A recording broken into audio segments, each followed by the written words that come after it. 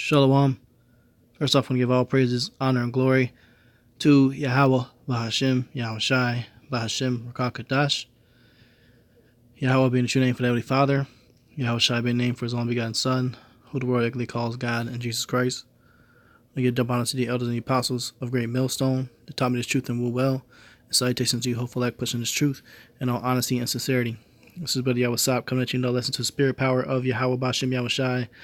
This lesson is going to be going into the topic of divorce and divorce found within the Bible and the laws on it. So we'll start off here.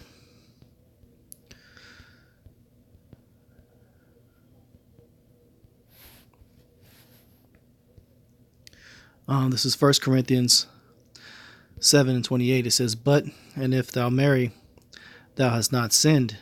And if a virgin marry, she have not sinned." It's not a sin to get married. You know, the Lord actually created that union to be a beautiful thing between two becoming one flesh. You know, that was one of the first gifts that the Lord gave Adam, was a woman. And he said, "Be fruitful and multiply and replenish the earth."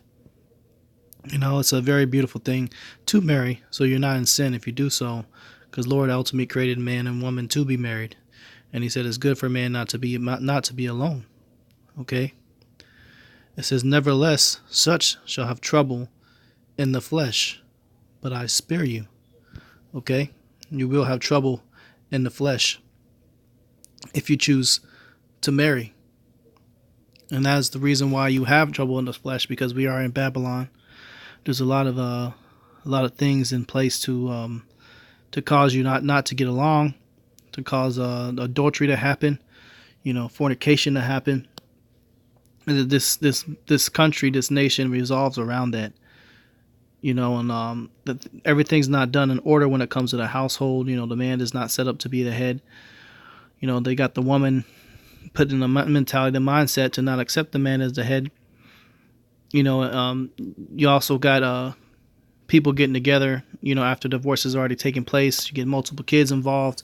There's a lot of things, there's so many things to negatively impact your marriage if you choose to be married.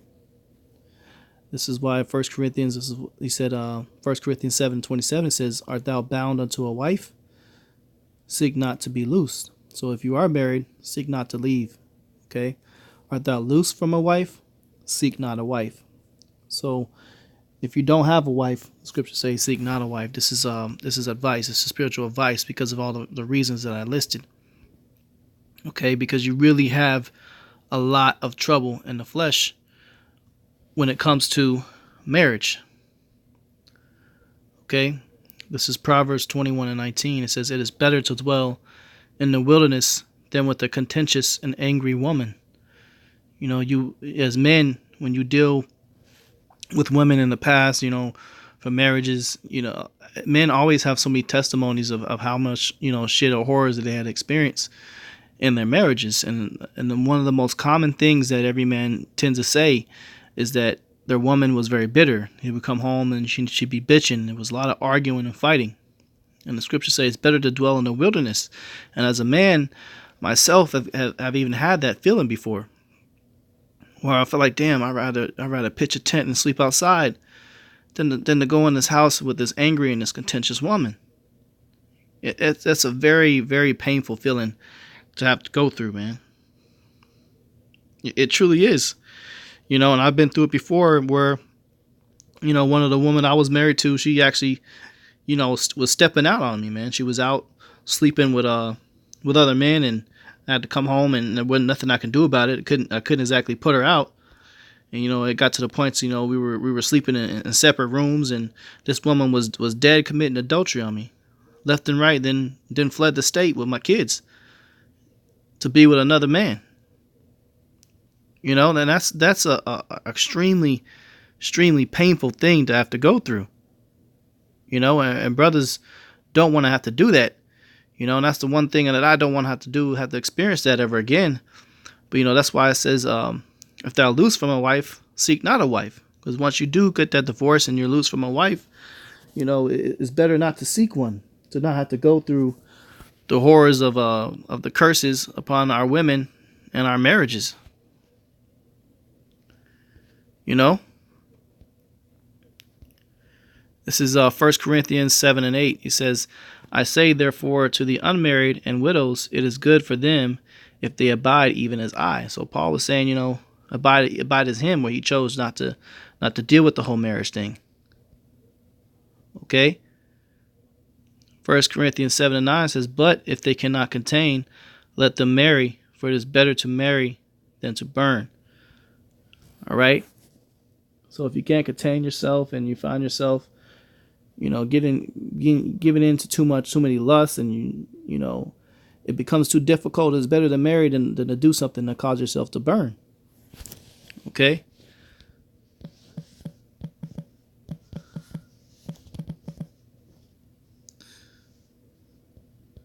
This is the book of Genesis.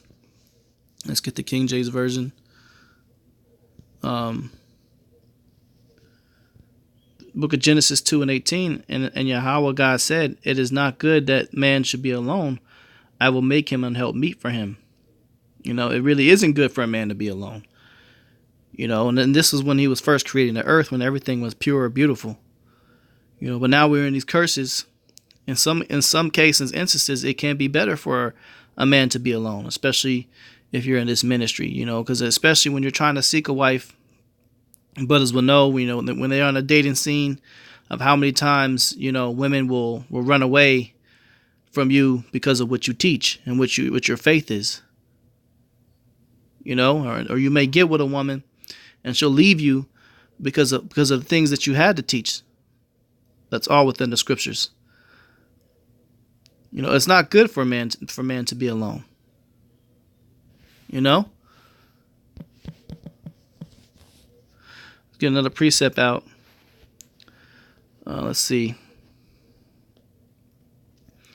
And these are also reasons why it's not good for man to be alone. You see women, you deal with them, and when you come across, precepts like this breaks it down. Ecclesiastes 36 and 22. The beauty of a woman cheereth the countenance, and a man loveth nothing better. This is why men, when they get with a woman, men will go on a date with them. That's one of the first things they always say, like, you're beautiful. The beauty of a woman lifts up a man's heart. That's one of the things that really makes a man happy, when he gets to lay his eyes on a beautiful woman that he sincerely, is like, wow, she's gorgeous. And some women be like, I'm tired of people telling me that, I'm pretty. I know I'm pretty. No, this is more than that. Their beauty cheereth the countenance, and a man loveth nothing better. He falls in love with that beauty first. So it's important that you carry yourselves, take care of yourselves when it comes to women, and really embracing your beauty, your natural beauty. Okay, not no fake stuff. Ecclesiastes 36 and 23, if there be kindness, meekness, and comfort in her tongue, then is not her husband like other men. That kindness, meekness, and comfort in her tongue. That's one thing a man will seek. Words of encouragement, kindness, meekness, comfort. These are things that typically women do when you first start to deal with them. You first start dating one, they're constantly giving this kindness, meekness, and comfort in their tongue. But as you begin to experience the curses of the marriages and Babylon, that all begins to flip. It begins to become, evil, bitterness, and complaining, contention, instead of that kindness, meekness, and comfort. It says, then is not her husband like other men. Because that man will be exalted. He'll have more confidence. He'll be walking the ways of the Lord better when this is applied, that kindness, meekness, and comfort. Because ultimately, the Lord said when it's not good for man to be alone, he said, I will make a helpmeet unto him. A woman's supposed to be in that helpmeet spirit. But too many women in Babylon don't have a spirit to want to help. They have a spirit of wanting to be helped, or a spirit to constantly want men to do something for them versus what they can do for the man. You know, this begins to wither away. This is Ecclesiasticus 36:24. He that getteth a wife beginneth a possession, a help like unto himself, and a pillar of rest. This is what you should be able to feel when you have a wife. You should feel that that is your possession, that's yours, that there's no one else, that you don't have to share. Okay? Something that your possession, does what you will have it do. But a lot of these women don't want to feel like they're somebody else's possession. They rather be every other man's possession. This is why when things don't really work out between you and your woman, one of the first things they will suggest or think about doing is going to be with another man. And that's a very painful thing to have to go through. It says a help like unto himself and a pillar of rest. We want rest, man. Rest. In this little bit of hellhole, the only little piece of heaven sometimes you feel like you can get rest is sometimes when you're laying up with a woman. This is why the scriptures say many have run out of their wits for women, because that pillar of rest, is that feeling of rest is something that the Israelite, so-called Black, Latino, and Native American man never gets, is rest. But when he's with a woman, and he's in love with her, he gets that feeling of rest. And once she begins to want to go be with another man, or becomes extremely contentious or angry woman in the household, and he loses that rest, well, then he begins to go insane. He begins to let himself go. He can't think right. These are all things that you have to take into consideration if you're considering to seek a wife. Okay? Is she supposed to be a possession, a help? If you feel like you're not getting any help, then how can you rest?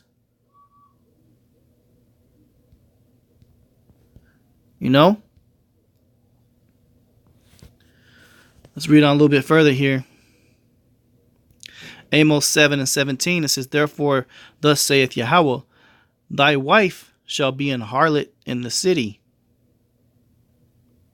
and thy sons and thy daughters shall fall by the sword, and thy land shall be divided by line, and thou shalt die in a polluted land, and Israel shall surely go into captivity forth of his land. We are currently into captivity. And while in captivity, this is what the scripture says. Thy wife shall be an harlot in the city. It's the first thing led with this precept. A harlot means an adulterous woman, a woman that has had more than one man, a woman that will step out on her husband. It's the first thing women seek to do, man, when things are on the fence, that they're looking to go get another husband. Because that's that adulterous, demonic spirit that's in the air and vibration of in America. And not just America, but, worldwide, but more specifically, American women, especially Israelite women, they have that spirit of wanting to be a harlot in the city. They always want to go out. They want to go clubbing. They want to go drinking. They want to go somewhere and be seen. They want to put on makeup. They want to wear, form-fitting clothes. Even when they have a man at home, they're seeking to beautify themselves up to be seen from other men. They like that attention of looks. They like getting those compliments. They like getting hit on. When the scriptures say, another man's not supposed to be to look upon another woman's beauty, but they want to do that, man. They don't care. So the wife being a harlot city is a very, very grievous and painful curse that we had to go through as Israelite man. But most of our wives, they don't want to be covered. They don't want to be in subjection unto you. This thing can really be heartbreaking when it doesn't work out. That's why the scriptures say, if you're bound by a wife, seek not to be loose. If you're loose from a wife, seek not a wife. All these reasons, we're reading about. Now, if it doesn't work out, it's always better to try to make it work. But here's something that you can do if you feel like you have to be separated for a time. And this more specifically is for the woman. Listen to this. This is 1 Corinthians 7:11. But, and if she depart, let her remain unmarried or be reconciled to her husband. There's no such thing as to the left, I can have another you in a minute. But that's what is in the mentality of women. This is why it only takes them less than like a week before they're ready to jump on another dick after going through a breakup. They get so fast, they're lined up and get snatched up by another man. Why is that? Because it's in their natural spirit to have a head over them. It's in their spirit to have to be with the man. Their women are not supposed to be alone. Now, if men want to do it, if his lot, if he can bear that, that's okay. But women are supposed to have a man. They're supposed to have that protection, and they actually need that for salvation too. So this is why it's so quick for them to go with and get with another man. You get into all your argument, altercation. Watch that topic come up, and watch how fast it comes up. And women will do that because they are the number one revenge cheaters. Steve Harvey, brought that out on his show. That show that he had, even though I hate that dude, but he actually brought out some truth of that show. He actually brought out some survey results, and the results came out that women are the number one revenge cheaters, and they feel like they need revenge on any and everything. It can be the simplest shit that you just pissed them off on, and they're seeking revenge. It can be something that they can be making up in their mind that you're doing when you're not, and seek revenge on it. Next thing you know, they're hopping on another dick. You may not hear from her till way the next morning or something, man. But the scriptures say, if she depart, let her remain unmarried or be reconciled. So it's better for a woman if you depart and you feel like you need a little separation, you take that time to concentrate yourself unto the Lord. Cover your head and be in heavy prayer until you be reconciled. And you need to be in the mindset that you're going back to that man. It says, and let not the husband put away his wife. That's right. A husband is not supposed to put away his wife except for this. Matthew 19:9. And I say unto you, whosoever shall put away his wife, except it be for fornication. Fornication, that means to strive from the law. And that also goes into adultery. And adultery means when a married woman has sex with another man that's not her husband. Fornication also means to go against the law, statutes, and commandments. There are certain law, statutes, and commandments that the woman must abide toward her husband, and meaning submit in everything. A woman is supposed to be in subjection, and she's not supposed to lay up with another man. She's not supposed to be clamorous. She's not supposed to be contentious. And she's supposed to be keeping the commandments to the best of her ability. Now, when she breaks all of those, she has committed fornication. And when she seeks another man in her heart, she has committed fornication. Matthew 19:9 says, and I say unto you, whosoever shall put away his wife, except it be for fornication, and shall marry another, committeth adultery. All right, so if you put away your wife and it wasn't for fornication, then you committed adultery if you go marry another. And whoso marrieth her which is put away doth commit adultery. So she really is a double woman. This further proves a woman is not supposed to be going from man to man. She's bound to that one man for the rest of her life.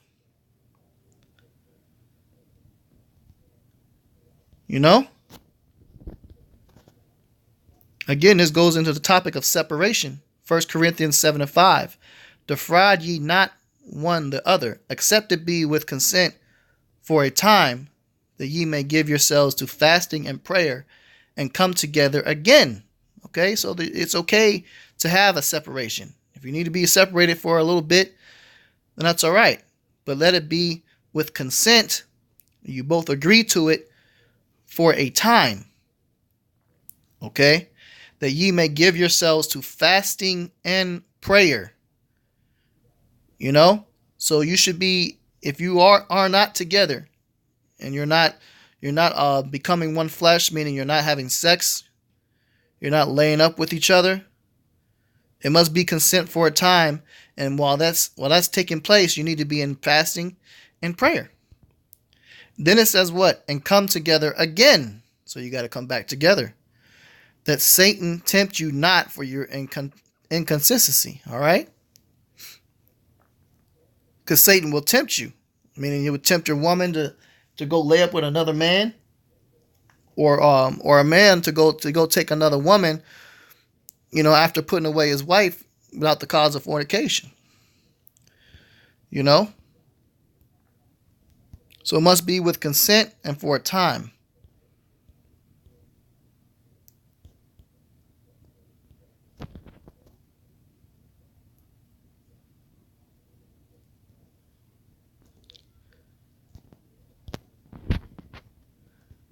Okay? Now, all these things we read about, man, these are things when it comes to dealing with the topic of marriage. So we read the positive aspects of it. You can find the positive points about marriage is found in the book of Ecclesiasticus, the 36th chapter. And we can read that again, Ecclesiasticus 36 and 25, where no hedge is, there the possession is spoiled, and he that hath no wife will wander up and down mourning. Men mourn greatly when they don't have a wife. It's a very grievous thing. Because a woman's supposed to be a pillar of rest, a helpmeet, a possession, a comfort, a cheer at the countenance, all these good things. But the bad side of it to it with these curses, you got your woman that want to be a harlot in the city. You got to deal with the angry and contentious woman that makes you want to dwell in a wilderness. You end up getting kids involved, and sometimes you may be put on, risk of being put on child support. All types of things. So these are the things you have to consider with marriage. And if you do feel like you have to, go through the divorce, make sure you're keeping the scriptures when it comes to that. Make sure you're only doing it if it's cause for fornication.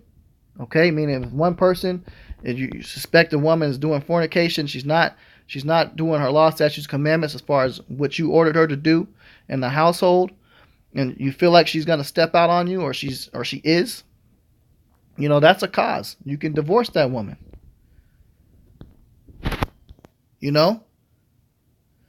But if it does happen, it needs to be for a time.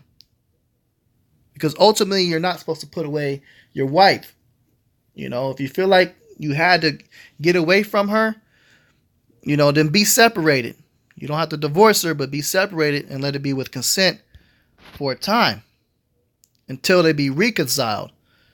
But just know, remember what Paul said, man. He's advising you to abide as him and seek not a wife because of all the hell that's involved and attached that comes with the marriage. Because why? It's very, very difficult. It's a very difficult thing to do in Babylon. Now, I'm not saying it can't be done, but Paul just advising you not to do so. But it can be done. There will be brothers that will get delivered, and their wives will get delivered right along with them. And that's if those wives are the 1/3. They're the wife of the 144,000, the hopeful elect man. Then she will be delivered, and she's sincere, and she's constantly supporting that man to do his work, his ministry. Then she'll be delivered right along with him. So it is possible. It is possible. But for you brothers that are in the mentality, that pain where you're wandering up and down, you're upset because you don't have a woman. Keep in mind what Paul said. It may be better for you to where you don't be married at all, and you just seek a concubine. And that's not in every brother's lot or spirit. It's what you can contain and what you can do. If you can walk as Paul and you don't deal with anybody at all, then do so. If it's not within your spirit to do so, you can't contain yourself, then marry. You're not in sin for marrying, but just know what the fine print states. Know what comes with the program. Okay? So, Lord willing, this lesson is edifying. I want to do a quick lesson on the topic of divorce. Give all praises, honor, and glory to Yahweh, Ba'ashem Yahushai, Ba'ashem Rakakadash. Double honors to the elders and the apostles of Great Millstone that taught me this truth and will well. And salutations to you, hopeful elect, pushing this truth in all honesty and sincerity. Shalom.